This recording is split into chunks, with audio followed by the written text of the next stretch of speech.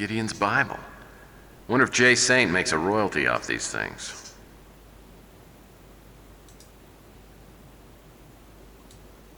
I guess Slade's gambling includes more than roulette. These must be his lucky numbers.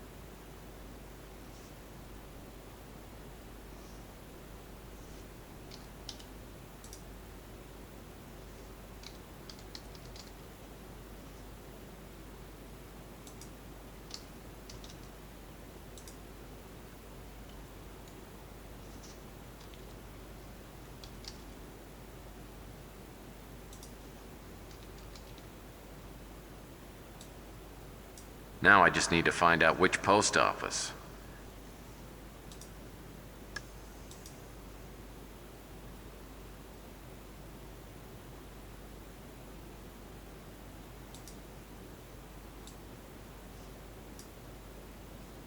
This thing has anagram written all over it. Well, I mean, not literally.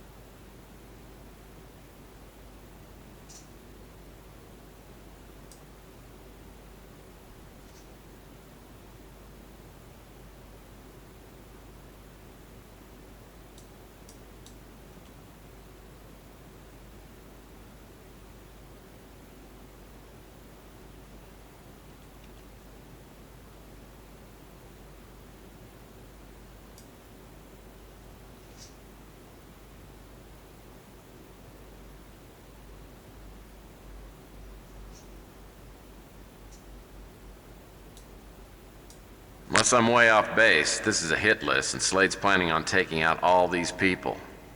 Hold on. There's a highlighted letter in each of the names. If I line them up, it spells Mill Valley. Maybe the post office key goes to box 969 at the Mill Valley Post Office.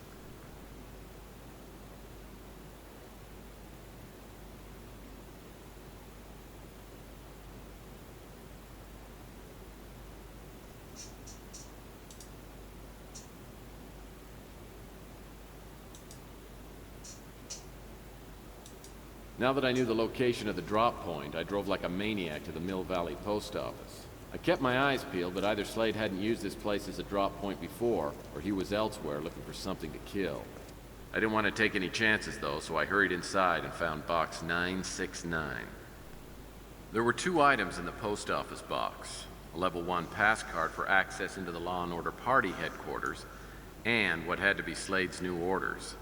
Unfortunately, I didn't have any way to decode them, not yet at any rate.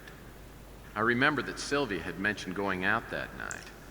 Since I knew her name was on Slade's hit list, it might be a good idea to keep her under wraps for a while. I'm so sorry. I got so wrapped up in your story that I completely lost track of time. Well, I've been told I have that effect on women. Some sort of hypnotic power. Whatever you say, sweetie. But seriously, we really have to hurry. It's not easy getting reservations at the Golden Pagoda. Well, as you know, I take the driving laws very seriously, so excessive speed is really out of the question. However, no shortcut.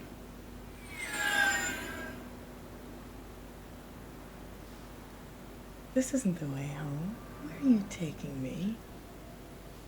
Found out some information just before I picked you up for dinner. That you're falling madly in love with me? I have reason to believe you're in the same danger your father was. Why? Well, I'm not sure exactly, but I'm checking into it. Regardless, I'm really nervous about your safety, and I think you ought to stay at the warehouse where your father was working. But nothing's happened to me. That doesn't mean nothing will. Besides, it reflects very poorly on me if my clients get bumped off during a case. Plus, I couldn't pay you if I were dead, huh? Now, that's a very good point. You're such a tough guy. Okay. I'll lay low for a few days if you want me to. But only because I don't want you to worry.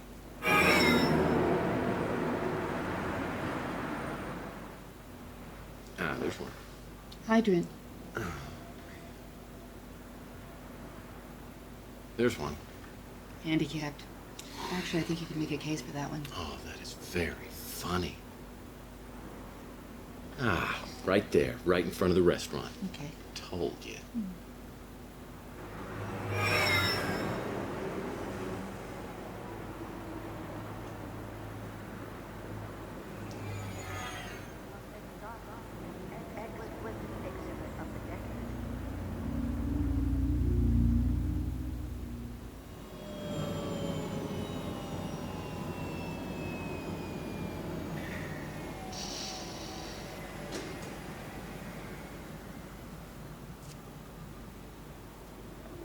Tex, tell me the rest of the story.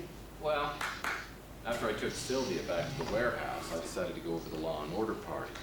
Well, it was after midnight, so I figured nobody'd be around. I could ransack the place. Unfortunately, I was wrong.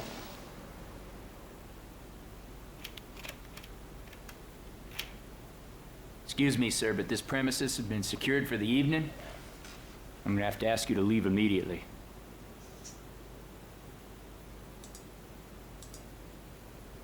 Sheesh, I'm late again, aren't I? Missed the whole rally.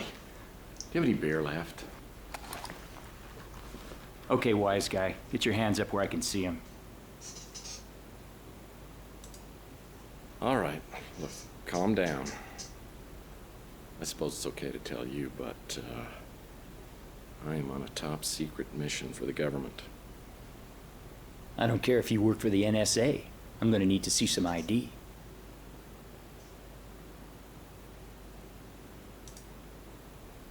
Hey man, I was just following orders. I was told to use this pass card to get in. We all got orders. It'll take just a second to write down this badge number. There's coffee if you like.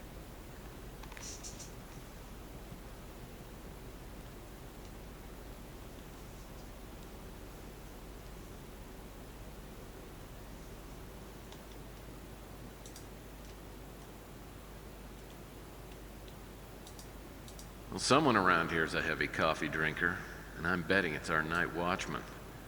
Probably has to keep... Well, that won't work.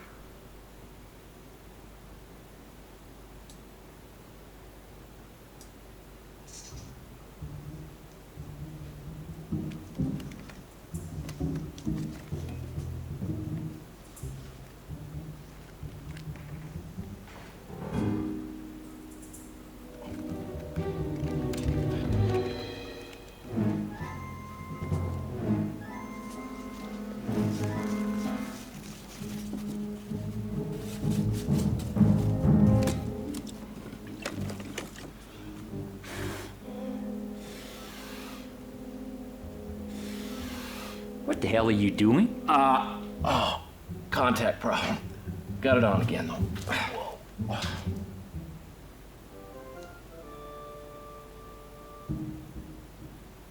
The coffee was spiked. I figured I should find a logical place to hide and wait for the Mickey to work its magic.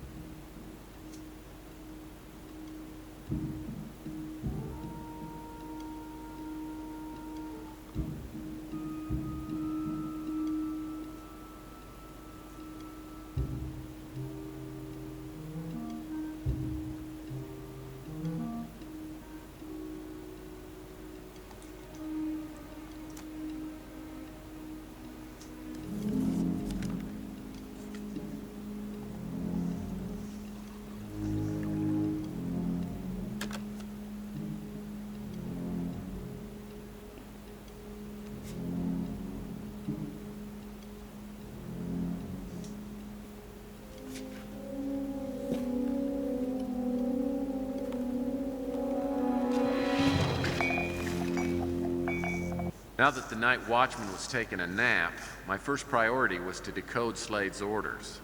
I needed to find some kind of cipher with a lot of letters on it, and it had to be somewhere inside Law and Order.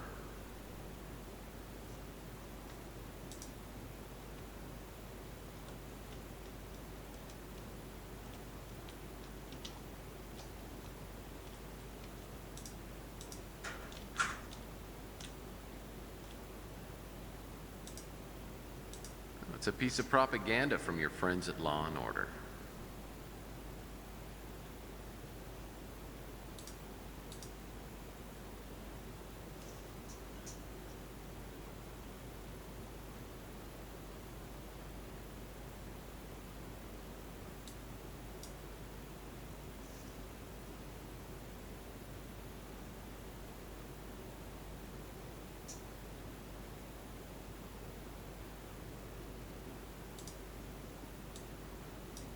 Another coded message.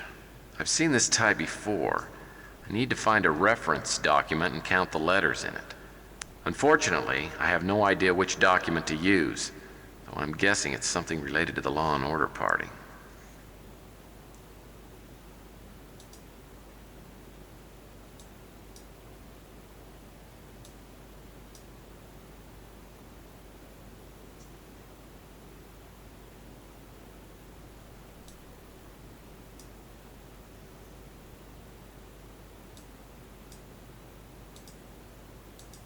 Another coded message.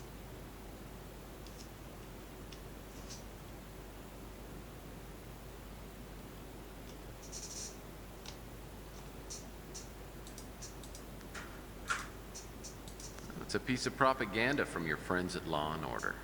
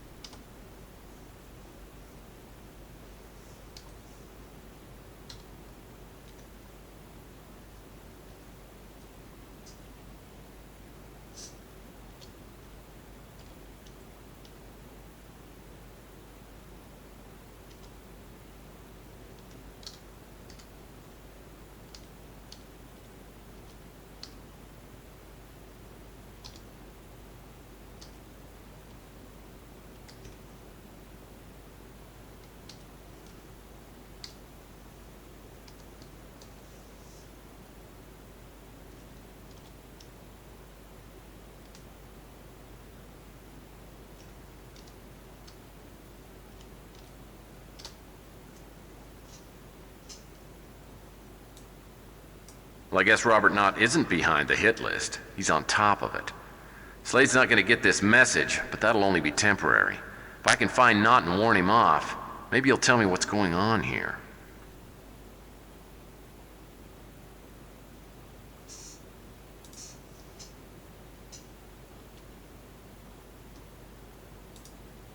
Now, this telephone's perfect for the man who's just gotta go.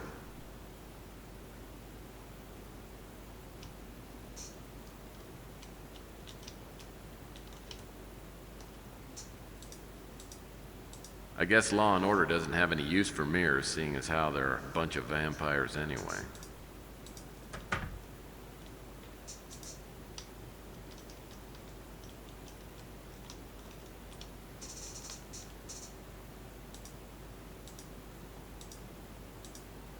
Oh, and I forgot to ask him whether he wanted one lump or two with his coffee.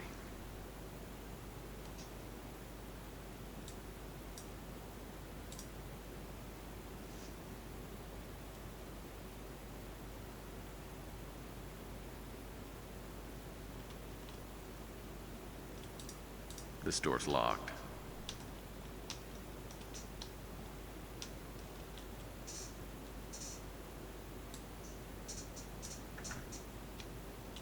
As soon as I entered Robert Knott's office, I heard the familiar beeping sound coming from a panel on the wall by the door. It was an alarm countdown. Even with the night watchman knocked out, I figured setting off an alarm would not be good.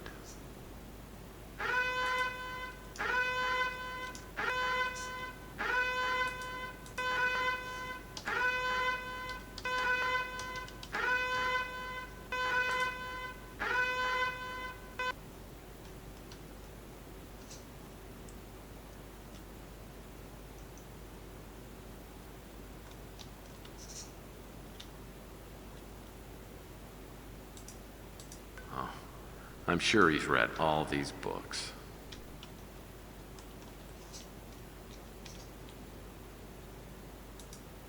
Well, Mr. Knott seems to have a long, pointy thing fetish.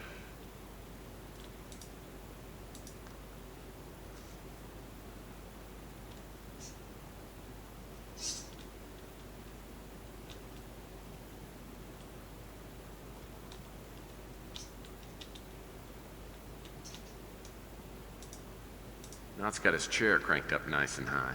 Poor little guy. You just can't buy height.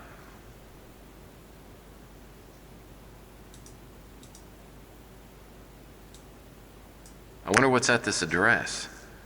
Maybe it's where Robert Knott's hiding out. Yeah, and maybe I'm the Queen of England. But I guess it'd be stupid not to check it out.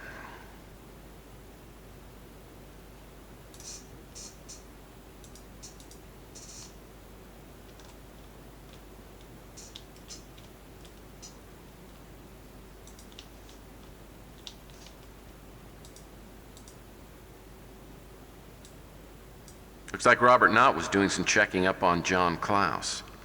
Interesting.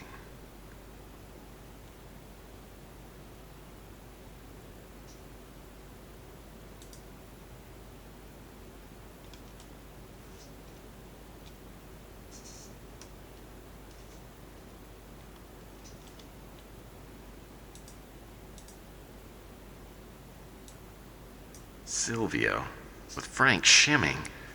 Something tells me my client knows a lot more about what's going on than she says she does.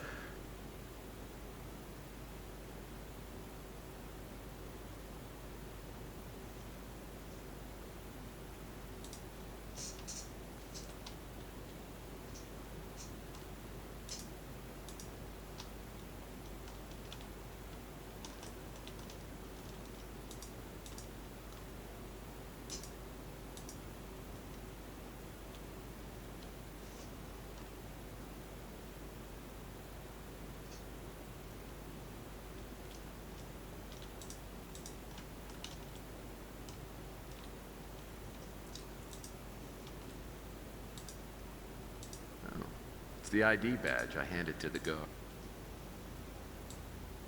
A Law and Order ID badge. This was probably left here to give Slade access into party headquarters. Though I'm guessing it might work for me just as well.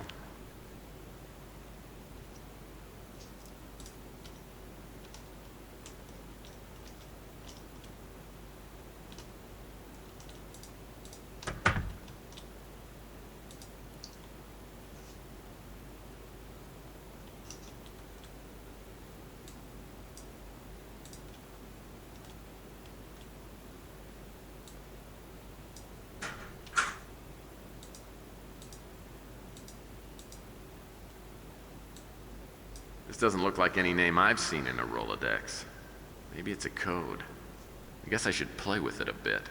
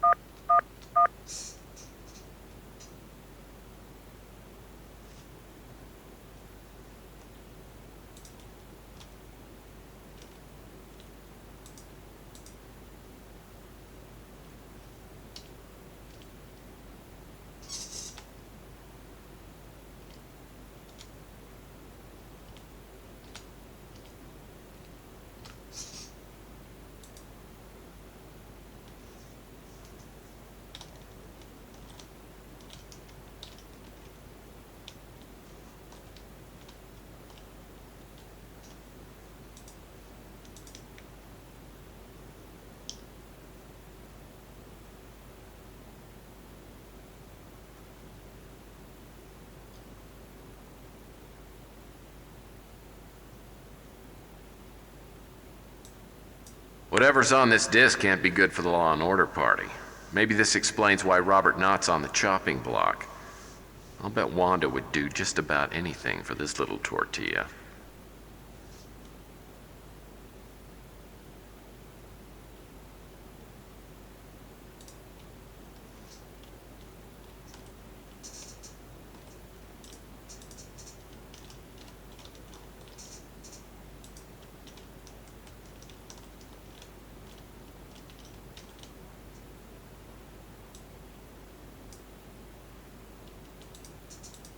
Locked.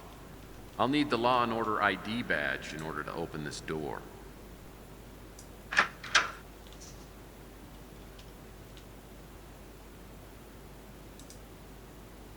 That mystery address turned out to be a seedy-looking tavern on the waterfront. Even had a condemned sign plastered across the front door. Well, you should have felt right at home. Oh, that's funny. But what happened next was, despite a clear warning from my spider sense, I walked around back and found an open door.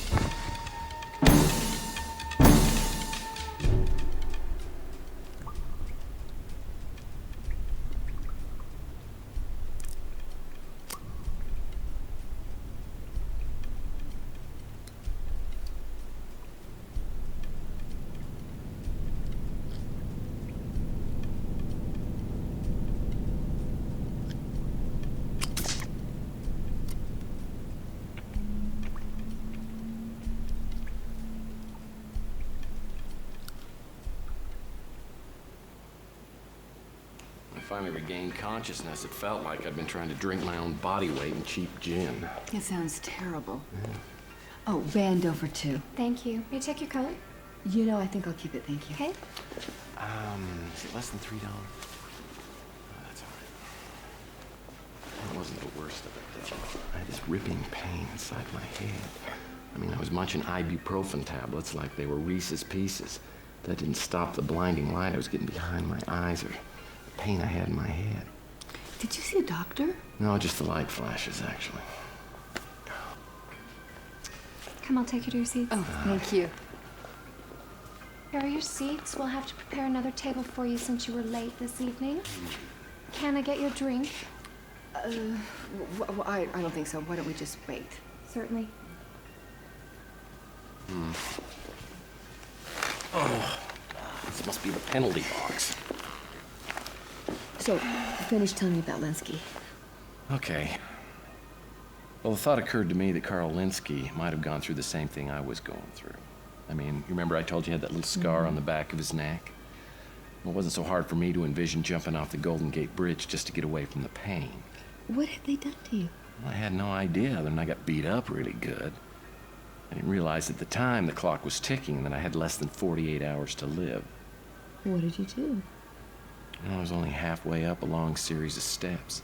The next one was to find Robert Knott because he and I were on the same sinking ship together. Like my skull was full of razor blades, I found a pay vid phone and tried Wanda Peck again. This time she answered. I told her I had something she'd want to see, so she agreed to meet me at the Capricorn building.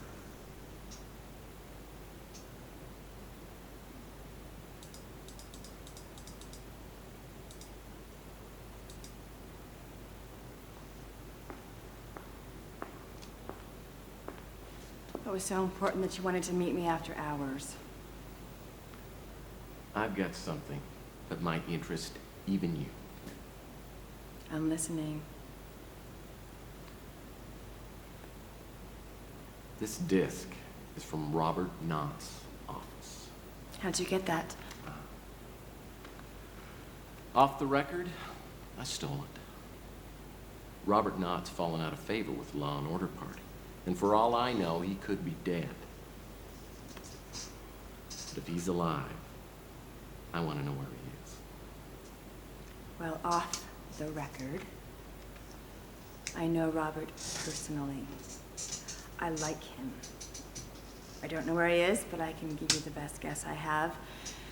He owns a cabin up north, which no one knows about. Well, almost no one. I'll give you directions. Wait here.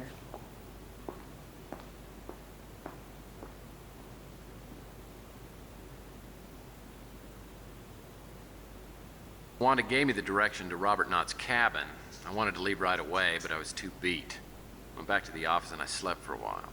Where was the cabin? I was up north, way out in the woods. In fact, I didn't even find it till after dark. Well, was he there? No, but I could tell someone had been there recently. I got inside and started looking around for something that might tell me where Knott was hiding out.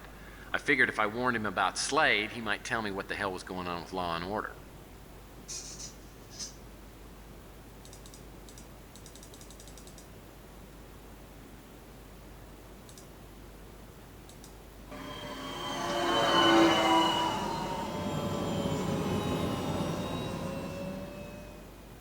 Lights were on inside the cabin. I knocked on the door, but there was no answer, so I let myself in.